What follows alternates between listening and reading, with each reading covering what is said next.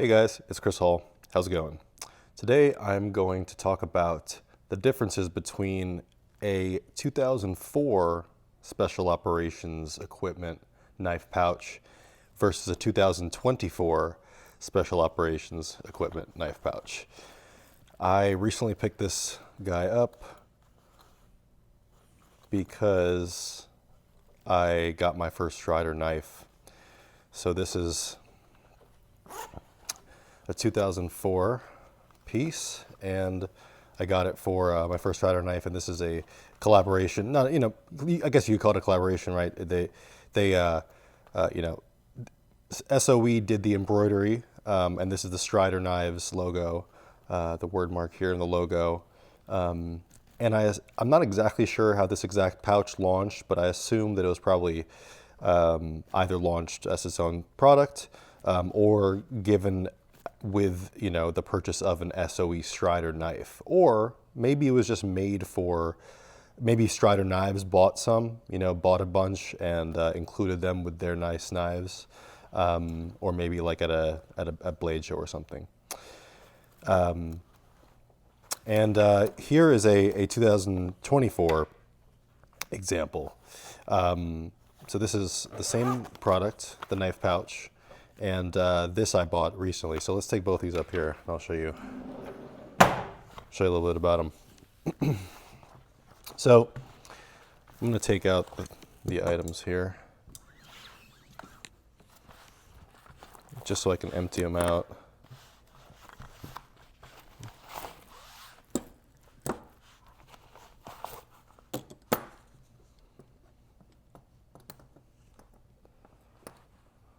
Comment below if you know what these are. All right, so we've got the 2004 pouch on the left and the 2024 pouch on the right? And there's a couple differences that I want to go over. So overall, let's start with size and shape, okay? Now, overall, the shape is very similar on both of these, the profiles, and so is the overall dimension from a two-dimensional, standpoint. But what I have noticed is that I think there is a little bit more 3D dimensionality in the new pouches, which is pretty useful actually, because you can put more bulk into here, into the new pouches than the old ones. I feel like these are flatter, and especially when I packed this out with a couple knives, it was harder to get them into here than it was to get them into this one, into the new one. So overall size and shape is similar, but I think there is a little bit more dimensionality, like larger dimension, a little bit more volume, in other words, in the 2024 pouches. Now, let's talk about the design. There are a lot of differences in the design, right? On this, like for example, there's no Velcro panels on the outside on this pouch. Now, maybe if it didn't have the embroidery, it would have it like back in the day, but at least this one has no Velcro on the outside, right? This is like a Molly, basically. This is this is scuba webbing, the rigid type that's used for like hard belts and things like that, belt liners. And of course you have that awesome old logo. There's a close-up of it. Isn't that cool? Now it looks really clean because I cleaned it. It was scratched up before, but that is the original logo from Oceanside. Pretty sweet.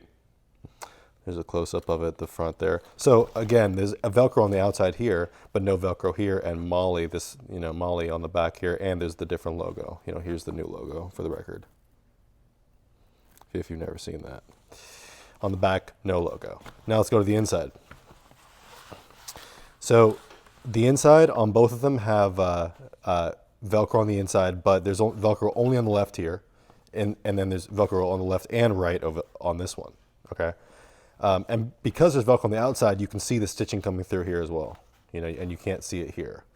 Also, this is Cordura back to back, and this is this is a Cordura back to back, but I don't know, I just feel like this is like this is like a different material. I feel this doesn't feel as tough as this Cordura. Maybe it's just the way it looks now after 20 years, or maybe it's the fact that this is multicam black and this black. But still, I have another pouch that's in black, and it's This just feels softer than what it normally feels like to me. So maybe that's a different material, but overall, that's the main difference is that there's just Velcro missing here. The other thing that I notice is that on this part of the zipper where it interfaces with the bag here, on this one it comes up. You can kind of see, you can kind of get it up like that. But on this one, it does not. On the new one, it does not. It's totally sewn down, and that's because it has stitches going in there, like it's sewn all the way through there. You see the middle stitch right there, and that's not present here. Oh, well, it is, but it's not stitched down. You see? That's my dog in the background. It's not stitched down, so it comes up loose. So just a small difference. And also, you see that little piece of Velcro, lining there? That doesn't happen here. It's cleaner on the new one. So the design has been refined a little bit over the years, for sure. I wonder if when 2004, I wonder how many years John has been making these bags in 2004. I don't know. But you see, it is cleaner on the 2024 version. It's just a little bit messier, you could argue there, but it's not a big deal. Actually, it's kind of cool because that arguably covers that metal and protects it from your items, but I do like this.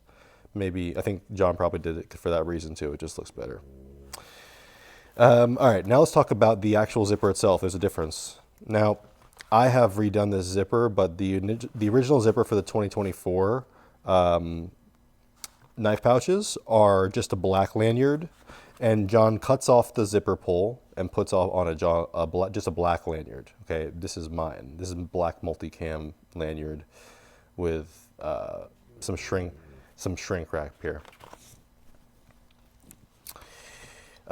Whereas this zipper over here is has the original YKK zipper. I think it is. Yeah, YKK zipper pull on it. And I guess this is how the lanyard was done back then. You can see it right there. It's kind of weird. Not really sure the idea behind that, but I don't know. This might be secondary. This zipper, this tie situation. I did buy this, from the original owner. I'm the second owner.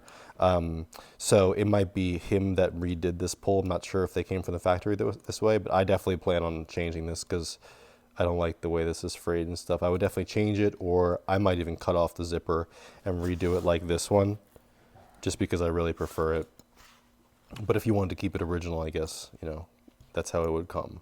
Right? It'd come with the zipper pulls back in the day. And the embroidery is also done really nicely. I'll do it like a close-up on that. I'm not sure if they do their own in-house embroidery or if they have like a vendor that they work with, but it's really good. I think they do it, and I think they do. So let's talk about the Velcro itself, if there's any differences, and I'll show you a close-up of it, but basically no. And it's crazy that after 20 years, this Velcro is still perfectly fine. Pretty wild. Velcro is some tough stuff.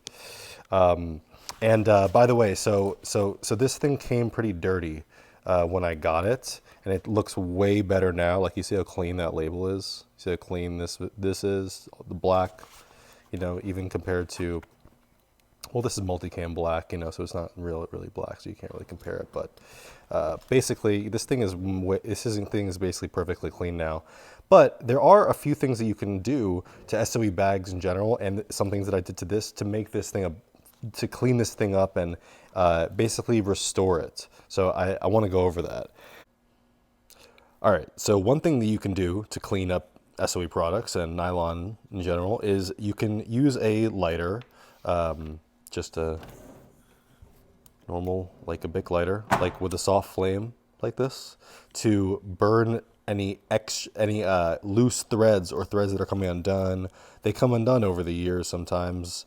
Or even just straight from the factory. Also, like really you can see that right there, like this stuff frays, the edge of fabric frays. So like where it's the edge is here, you can, that stuff is frayed. I can easily burn that off. Watch it right now. It's so easy. See, it's not even that hot if you do it for a couple seconds. But you can clean those up. There's an extra thread right there. See that? Got them. Super easy to clean those up, and you don't want to have too many threads being coming undone anyway. So you can burn the threads, the loose threads. You can also burn any excess Velcro if it's like becoming too fuzzy, or if it's like coming undone at the edges. You can burn that off too. Just be careful, because if you burn off too much Velcro, it won't stick to it anymore, obviously. And then the other thing that you can do is wash these. You can wash them if they become really dirty over time. And I definitely brought back a lot of the blackness, darkness in the black, and the color in the thread by washing it. The way you want to do it is, I would do it in the sink, like on a cutting board or something, and use Dawn dish soap, normal blue Dawn dish soap, and you can rub it into, so run warm water and get this soaking wet in warm water, and then run Dawn dish soap, put some Dawn dish soap on it, inside and out, and you can use a brush of some type to brush it in like this, okay, just like that. Same deal on the inside. You can brush it in, and this is a boar's hair brush. You can get boar's hair brushes on Amazon. This one is made in Germany from a leather company and co-branded with Obsessed Garage. Shout out to them. This is a leather brush, basically, for cleaning leather in a car. So, boar's hair brush, you can find it on Amazon. That's good for cleaning clothes dry, like brushing off clothes dry, but also cleaning these. Another difference is the seam here on the inside here. This is some type of material going across, and this is another type of material going across. This feels just like edge tape over the